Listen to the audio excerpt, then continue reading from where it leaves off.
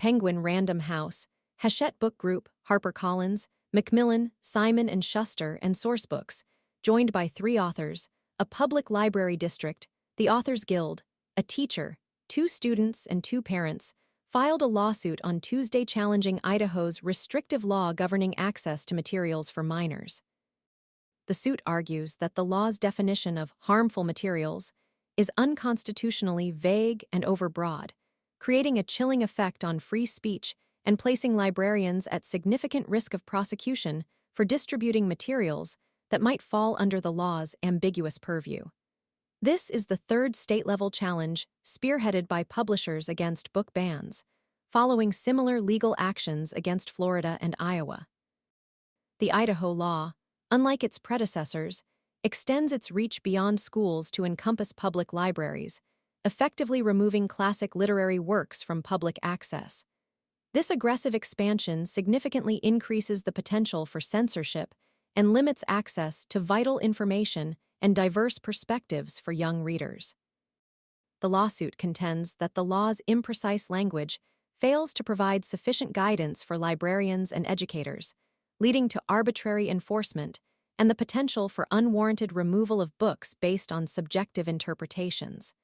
The plaintiffs argue that this uncertainty forces librarians to engage in self-censorship, preemptively removing materials to avoid potential legal repercussions, even if those materials are not inherently harmful or objectionable. This proactive censorship not only restricts access to a broad range of literary works, but also undermines the crucial role libraries play in fostering intellectual curiosity and promoting literacy. The chilling effect on publishers is equally significant.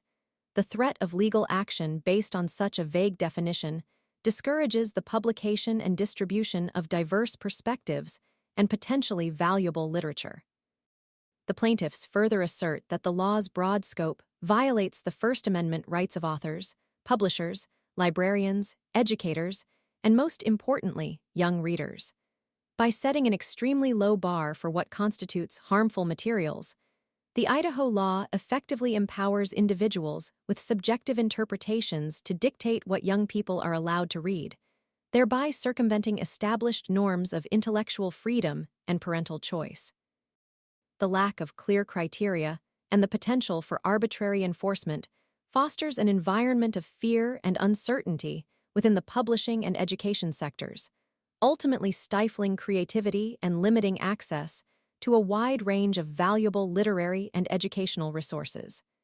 The lawsuit seeks to overturn the law, restoring a balance between protecting minors and upholding the fundamental principles of free speech and access to information. The plaintiffs believe that a more precise and narrowly tailored approach is needed to address legitimate concerns about protecting children while preserving the rights of authors, publishers, and libraries to disseminate a wide array of literary works.